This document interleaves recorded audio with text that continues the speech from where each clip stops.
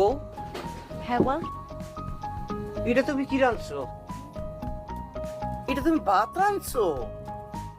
আমি তো দেখতেছি যাও রাঁধছো তুমি।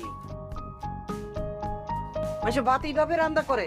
হ্যাঁ, আমি কি অসুস্থ মানুষ যে এই যাও খামু?